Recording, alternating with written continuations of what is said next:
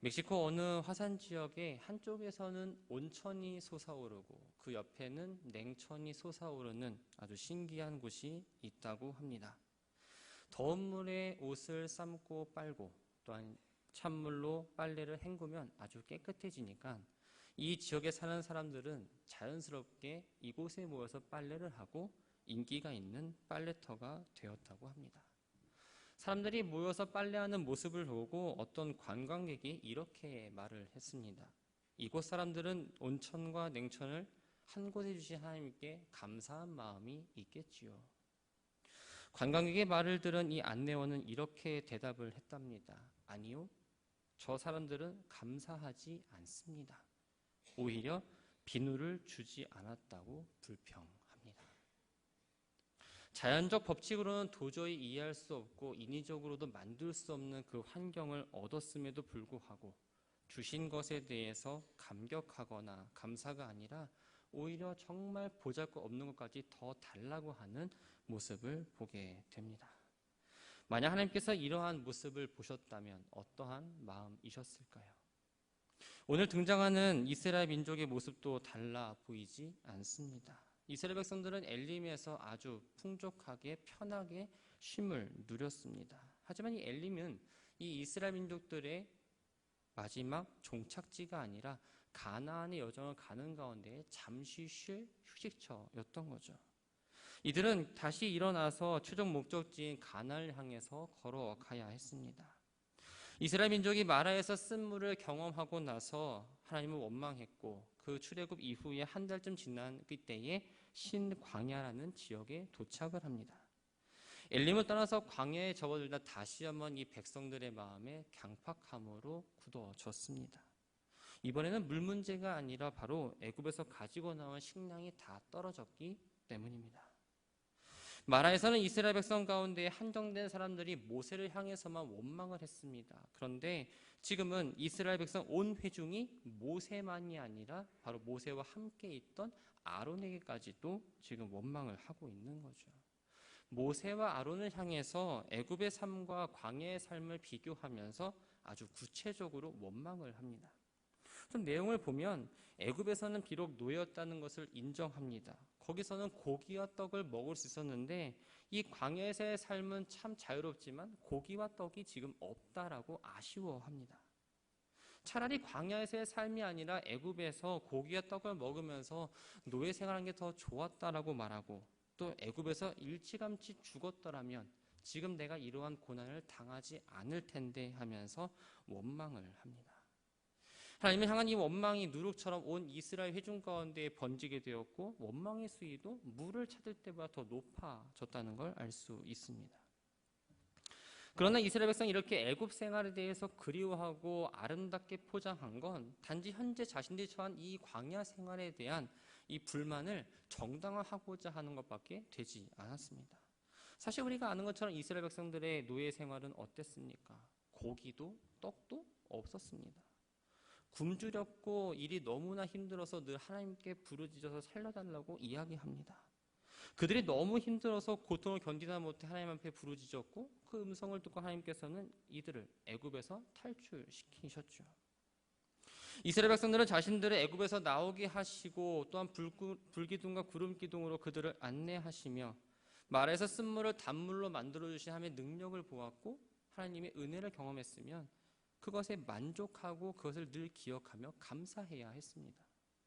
필요한 것이 있다면 하나님 앞에 나가서 겸손하게 아뢰고 기다릴 줄 알아야 했는데 오히려 원망하고 하나님이 행하셨던 그 구원의 은총에 대해서 지금 조롱하고 있는 겁니다. 백성들의 원망을 들으신 하나님은 그들을 벌하거나 그들에게 냉대하게 대하지 않으시고 오히려 불만을 해결할 수 있는 방안을 모세에게 전달하셨습니다. 그것이 바로 만나 규례입니다. 애굽 땅에 우박재앙을 떨으셨던 이 하나님은 이제는 백성들에게 하늘에서 양식을 비같이 내려주겠다라고 약속을 하십니다. 그리고 이 약속과 함께 더불어서 그들이 지켜야 할 규례 또한 함께 알려주고 계시죠. 첫째 날부터 다섯째 날까지는 그날 먹을 양식을 거둬드립니다. 그리고 여섯째 날에는 다음 날 먹을 양식까지 곱절로 거두죠. 일곱째 날에는 거두지 않았으니 전날 거뒀던 그 하루의 분량을 먹어야 합니다. 이 말씀을 기억하면서 늘 주어진 양만 거두어 들으면 됐습니다. 그리고 다시 한번 이렇게 말씀하십니다. 오늘 본문의 12절 말씀을 보면 이렇게 기록합니다. 내가 해질 때에는 고기를 먹고 아침에는 떡으로 배부르리니 내가 여호와 너희의 하나님인 줄 알리라. 우리가 쓰는 시간은 태양력입니다. 태양력에서 하루의 시작은 자정 12시부터 시작입니다. 그런데 유대력에서는 하루를 해가 질 때로 시작을 하지요. 그래서 하나님께서는 하루가 시작될 때 고기를 주시고 아침에 눈을 떠서 보면 떡으로 배부르게 해주신다고 지금 약속을 하신 겁니다. 그러니까 하루가 시작될 때에도 아침에 눈을 떠서 무엇을 먹을까 고민하지 않고 그냥 있는 그대로 먹으면 되었습니다. 시간을 돌이켜보면 한 달 전까지만 해도 애굽에서의 생활은 이런 삶이 아니었죠. 굶주렸습니다. 그러나 지금 하나님께서 큰 은혜 가운데에 이들에게 좋은 식단을 마련해 주셨고 좋은 일들을 주시겠다고 약속을 하신 겁니다. 하나님께서 이스라엘 백성들에게 음식을 주시기로 하면서 왜 이와 같은 몇 가지 제한을 두신 이유가 무엇일까요? 오늘 이 시간 예배 시간을 통해서 그 세 가지의 이유를 함께 나누고자 합니다. 첫 번째는 하나님 말씀에 순종하고 하나님만을 전적으로 의지하기 위해서였습니다. 이스라엘 백성은 날마다 나가서 광야에 떨어진 그 만나를 거두어야 했습니다. 그러나 그 만나를 거두는 일은 자신들이 뭔가 노력하고 수고해서 얻은 결과물이 아니라 그냥 하나님의 은혜 가운데에 주신 선물입니다. 하나님의 은혜로 받은 거죠. 그러니까 하나님 말씀에 순종해서 눈만 뜨고 나가서 받아서 하루 종일 그것만 먹으면 됐습니다. 하나님은 하늘에서 양식을 내려주시고 백성들은 그 양식을 거두는 과정을 매일매일 반복함으로써 하나님께 순종하는 삶이 얼마나 복된 삶인지를 알려주고자 하셨던 거예요. 에덴 동산에서 인간이 범죄한 이후에 생겨난 특징 가운데 하나는 바로 자기중심적이라는 겁니다. 세상이 발전하고 환경이 바뀌면서 더욱 두드러지게 나타납니다. 우리가 일상에서 흔히 겪기도 하죠. 저 사람은 참 이기적이다. 저 사람은 자기밖에 모른다라고 우리가 이야기할 때가 있습니다. 나는 그렇지 않은데 나의 어떤 행동을 보고 다른 사람들이 저 사람은 이기적이다라고 생각할 수도 있죠. 자기중심적인 사람은 하나님 없어도 내 스스로의 능력과 어떠한 갖고 있는 것들로 내가 하는 일은 뭐든지 잘 될 거라는 착각에 빠져 삽니다. 자기 생각이 옳다라고 합니다. 다른 사람의 이야기를 귀담아 듣지 않습니다. 자신의 생각대로 이루어져야 되고 그 계획 가운데 나아가야 되고 반드시 그렇게 행동을 합니다. 늘 자기가 우선순위가 됩니다.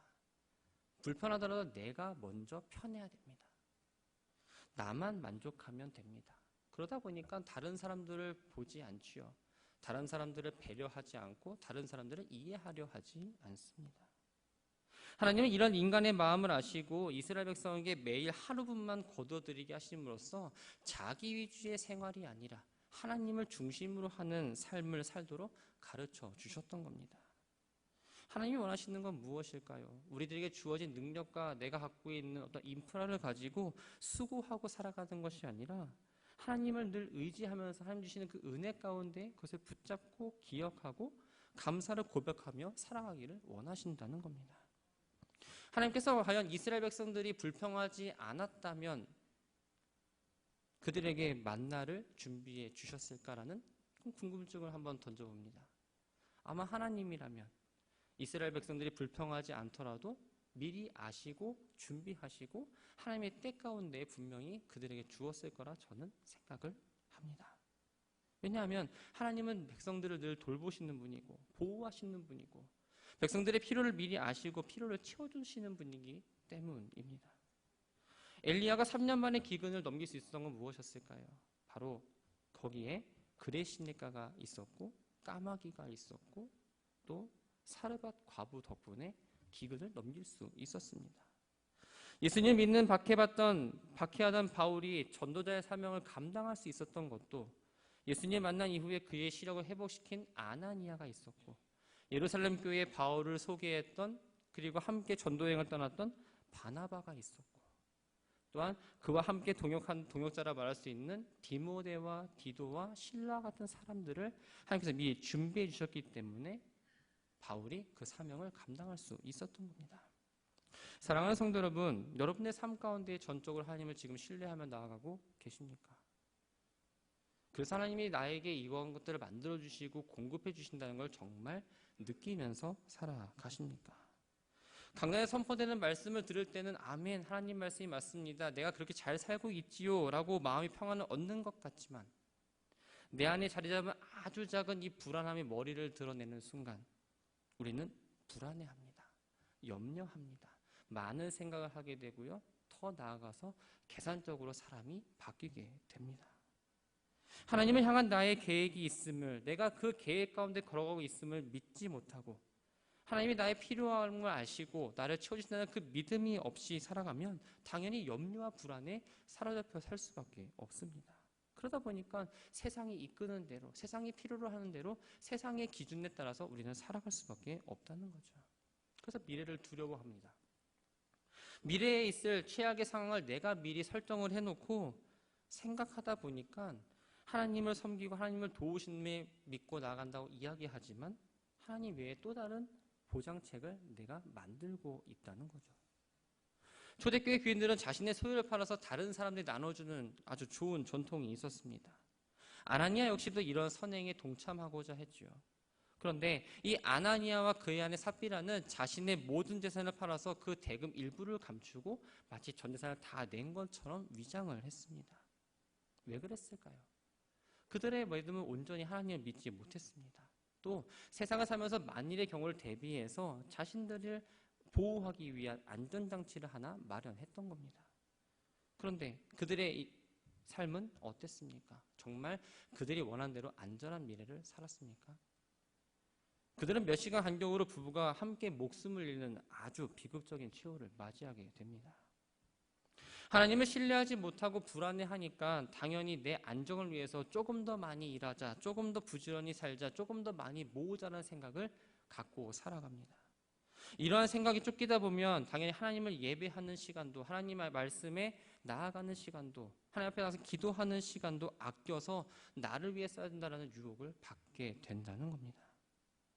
노동이 또한 일이 중요하다고 말하는 게 아니라 하나님 앞에서 모든 것들이 앞서지 않고 모든 공급의 원천이신 하나님을 신뢰하며 나아가야 한다는 걸 지금 말씀드리는 겁니다.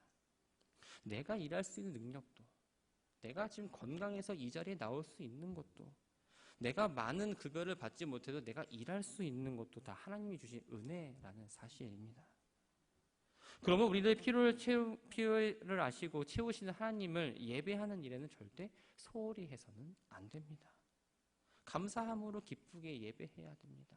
내가 무언가 얻었기 때문에 하나님 찬양합니다가 아니라 오늘의 하루를 이렇게 살아갈 수 있음에 감사하다는 아주 작은 고백이 하나님을 예배하는 원동력이 되어야 된다는 거죠. 하나님께서 이스라엘 백성들에게 만나와 메추라기 주신 이유는 바로 그들의 보호자가 바로 하나님의 사실을 알려주기 위해서였습니다. 보호자는 보호를 받는 대상이 의지하고 모든 걸 맡길 수 있는 존재입니다. 하나님은 우리의 보호자가 되십니다. 그러게 하나님께 의지하고 모든 걸 맡길 수 있어야 합니다. 예배의 자리에 나와서 내가 갖고 있는 모든 짐들을 하나님께 맡긴다고 하지만 축도가 끝나고 나면 우리는 다시 그 짐을 싸고 자기의 집으로 돌아가지는 않으십니까? 사람도 누군가를 의지하고 내가 보호받는다는 느낌 받으면 안정되고 참 기분이 좋습니다. 그런데 사람보다 더 크신 능력을 갖고 있는 하나님을 의지하는 것만큼 더 좋은 건 없지 않을까요? 사랑하는 성도 여러분, 하나님께서 늘 함께 하신다는 사실을 기억하시기 바랍니다. 전적으로 하나님을 한번 신뢰하셨으면 해요. 내가 오늘을 살아갈 수 있는 것도 다 하나님의 은혜입니다. 하나님께 모든 걸 맡길 수 있는 믿음의 사람으로 우리는 살아가야 합니다. 물질적인 것을 내게 채워주셨기 때문에, 나의 소망을 해결해 주셨기 때문이 아니라 늘 나의 필요를 아시고 나의 마음 가운데 어려움이 있다면 그것을 회복시켜 주시는 분 오직 하나님의 사실을 기억한다면 하나님의 그 손길을 우리는 늘 기대하고 기도하며 사모할 수밖에 없습니다. 그것을 하루 또 어떤 특정한 날이 아니라 날마다 그 은혜를 경험하며 살아가는 우리 모두가 되기를 주님의 이름으로 축원합니다. 두 번째는 탐욕을 행하지 않기 위해서 제한을 두셨습니다. 사람의 특징은 바로 소유욕이 강하다라는 겁니다. 다른 사람이 좋은 백을 갖고 싶으면 나도 갖고 싶습니다. 저 사람이 타는 차가 좋다고 느껴지면 나도 그 차를 타고 싶죠. 나는 하나를 가지고 있으면 충분한데 똑같은 걸 또 갖고 싶어 합니다. 이 소유욕을 절제하지 못하다 보면 하나님도 이웃도 다 잊어버리게 되고 오직 자신만을 생각하는 사람으로 변하게 삽니다. 하나님께서 정해진 만큼 거두라고 지시하지 않았다면 이스라엘 백성들은 과연 어땠을까요? 여러분들에게 일정한 양이 있는데 아무런 조건 없이 그냥 논다면 여러분들 아마 다 뛰어나와서 하나하나 다 챙겨갈 겁니다. 아마 이스라엘 백성도 마찬가지였을 것 같아요. 양식도 마음대로 자기가 갖고 싶은 만큼 많이 챙겼을 것이고 오직 양식을 모으는 일에만 급급하게 생각하고 양식만을 바라보게 될 겁니다. 정작 그 뒤에서 양식을 공급해 주시는 하나님을 바라볼 수가 없었던 거죠. 아침이 되면 안개가 걷히고 광야 지면에 서리처럼 보이는 만나가 가득 덮여 있었습니다. 모세는 하나님 명령에 따라서 만나를 각자 먹을 만큼 거두게 했고 정확히 한 사람당 한 오멜, 지금으로 환산하면 약 2.3리터의 양을 분량을 정해 줍니다. 거둬들인 만나는 결 다음 날까지 넘기지 말라라고 명령합니다. 왜냐하면 하나님이 날마다 채워주실 것이기 때문에 굳이 그럴 필요가 없었던 거예요. 17절과 18절 말씀을 보면 이스라엘 백성들이 만나를 거둬들이는 장면이 나옵니다. 그런데 이스라엘 백성들이 모두 일정한 양을 거두었던 건 아니었습니다. 사람에 따라서 많게 거두기도 했고요. 또 사람에 따라서 적게 거두기도 했습니다. 그런데 그 결과는 너무나 놀랍습니다. 만나를 많이 거둔 사람이나 적게 거둔 사람이나 모두 남지도 않고 모자르지도 않고 각자의 분량에 맞게 잘 가지고 갔다라는 겁니다. 그런데 그 가운데에서도 모세의 말에 불순종하는 사람이 있었습니다. 아침까지 몇몇 사람이 그 만나를 남겨두었던 겁니다. 왜 그랬을까요? 하나님이 정하신 그 분량이 마음에 들지 않았고 내 탐심과 탐욕 때문에 더 갖고 있었던 겁니다. 결국 하나님께서 말씀하신 대로 많이 거둬들인 만나는 냄새가 나고 벌레가 생겨서 먹을 수 없게 되었습니다. 이러한 상황을 통해서 하나님께서 말씀하시고자 했던 건 이 탐욕의 결과가 얼마나 허무한지 이스라엘 백성들이 이 상황을 보고 분명하게 알기를 원하셨던 겁니다. 여러분들 한번 생각해 봤으면 좋겠습니다. 여러분들이 늘 시간 가운데 살아가시면서 내가 언제 불평과 불만을 많이 할까? 뭔가 늘 나는 왜 마음에 안 드는 게 많을까? 아마도 육신의 만족이 채워지지 않으면 대부분 불평과 불만을 할 겁니다. 마태복음 6장 25절에 보면 이렇게 기록하고 있습니다. 목숨을 위하여 무엇을 먹을까? 무엇을 마실까? 몸을 위하여 무엇을 입을까? 염려하지 말라. 그런데 우리는 내가 먹고 싶은 거 못 먹으면 스트레스가 쌓입니다.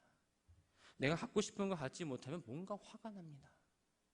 날 말리는 남편이 밉고요. 뭔가 살려는데 용돈을 자르는 아내가 미울 때도 있을 겁니다. 먹고 싶은 거 못 먹게 하면은 진짜 원수를 보듯 쳐다보기도 합니다. 바로 불평이 터져 나오죠. 우리는 하나님으로부터 자유함이라는 아주 큰 선물을 받았지만 탐욕으로 인해서 내게 채워지지 않는 그것 때문에 늘 다른 사람과 비교하고 뭔가 모자르다 느끼면 불평하는 존재라는 겁니다. 여러분들은 무엇을 얻기 위해 노력하고 애를 쓰고 계십니까? 영적인 갈급함을 채우기 위해서입니까?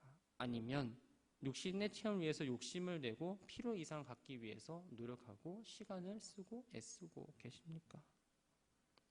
이름 있는 브랜드 아파트에서 살아야 하고 고급 자동차를 소유해야 남들보다 좀 더 잘나 보이는 그 시선을 내가 느낄 때 만족하고 다른 사람들보다 빨리 새로운 제품을 써서 저 사람은 참 앞서간다라는 칭찬을 듣고 싶어서 육신의 갈급함을 쫓는 삶이 아니라 믿음의 성소로서 하나님의 뜻을 내가 깨닫기 위해 애써야 한다는 겁니다. 주시는 말씀을 가지고 듣고 흘리는 것이 아니라 그 말씀을 내 마음에 새겨서 그 말씀대로 살고자 하는 그 아둥바둥함을 하나님께서 우리들에게 원하신다는 거죠. 육체적 건강뿐만 아니라 우리는 영적인 건강을 추구하는 믿음의 성도들이 되어야 합니다. 뉴스에 나오는 사건들을 보면 우리 주변에서 겪는 일들 가운데 대부분이 아주 물질과 관련되어 있을 때가 많습니다. TV를 틀면 살인사건이 납니다. 은행이 털렸습니다. 금은방이 털렸습니다. 다 보면 물질과 관련되어 있습니다. 뭔가 노력해서 수고하고 정당한 대가를 얻으려다기보다는 수단과 방법을 가리지 않고 자신의 이익을 위해서 정당한 대가를 지불하지 않고 투기와 탈세를 너무나 쉽게 자행합니다. 어떨 때는 그것을 이용해서 이렇게 하면 받을 수 있어라고 권면까지 합니다. 하나님보다 눈에 보이는 물질을 더욱 신뢰하는 건 하나님을 모독하는 행위이면서 성경은 우상숭배다라고 말합니다. 그래서 고린도서 3장 5절에 보면 탐심은 곧 우상숭배라고 기록하고 있습니다. 성경은 인간의 욕심이 삶과 영혼을 망치는 죄의 뿌리라는 사실을 우리들에게 지속적으로 알려줍니다.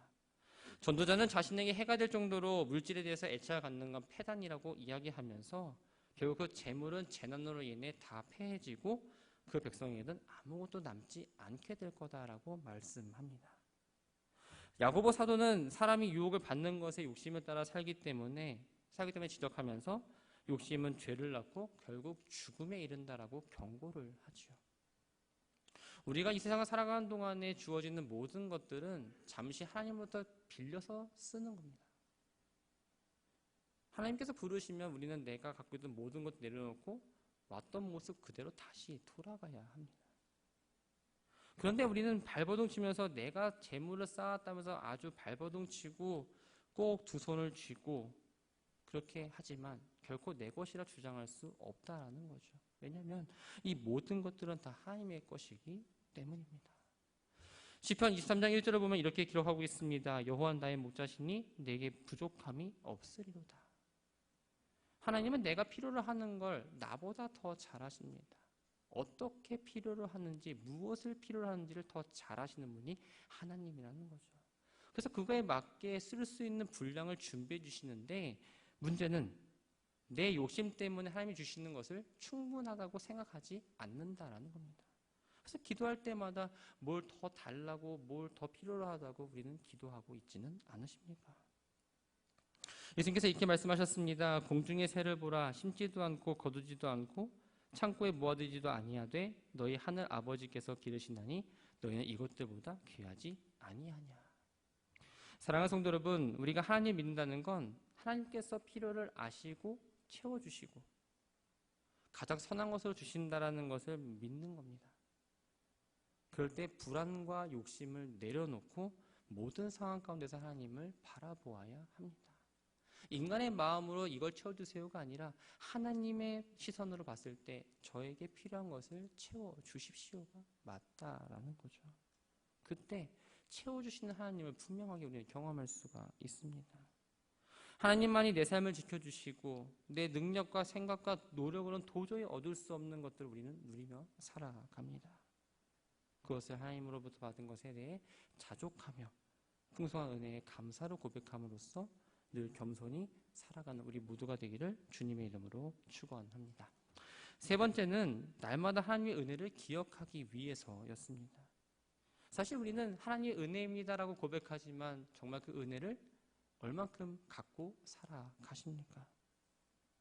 하나님의 은혜로 된 모든 일들을 마치 나의 과정과 수고와 노력으로 이루어졌다라고 포장할 때도 있습니다. 만약 하나님께서 일주일분의 만나를 이스라엘 백성들에게 한 번에 주셨더라면 쉽게 하나님의 은혜를 잊어버리고 아주 교만에 빠져 살았을지도 모릅니다.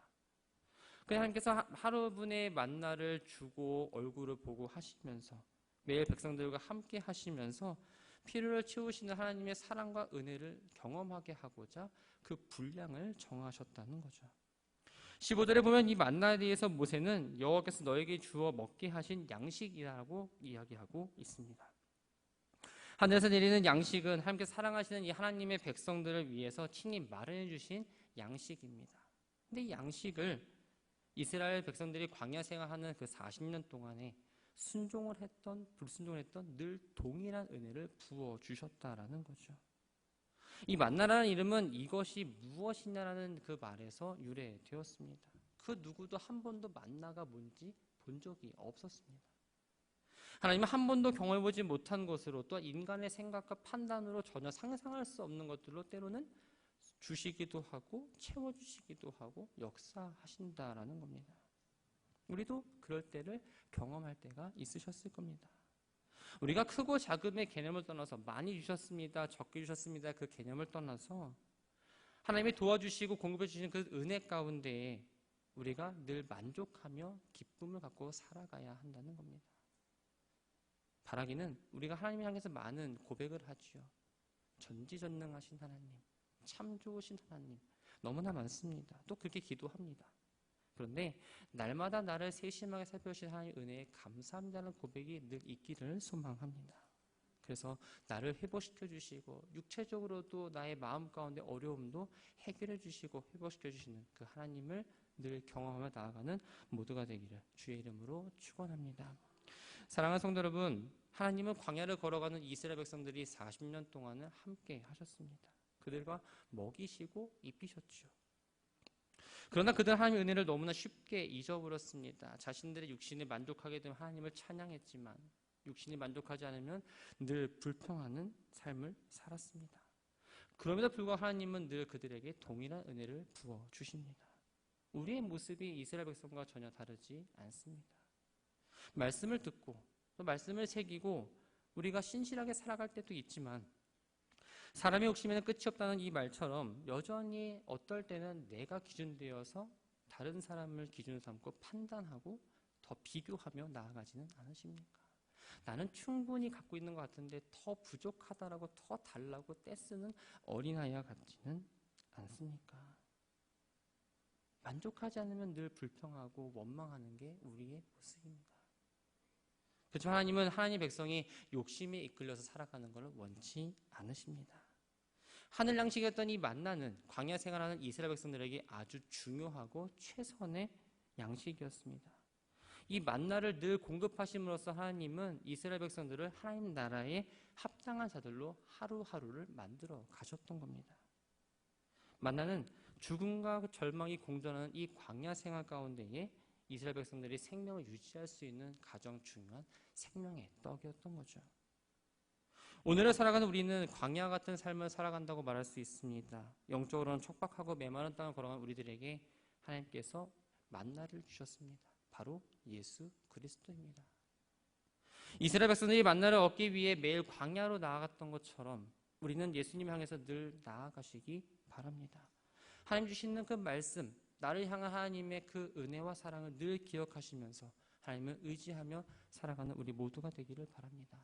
이 은혜라는 말은 내가 필요로 하는 걸 얻었기 때문에 나오는 고백이 아니라 나의 작은 것 하나하나 세심하게 살피시는 또 인도하신 하나님의 그 사랑을 느낄 때 우리가 그것을 깨달을 때에 나오는 하나님 향한 최고의 고백입니다.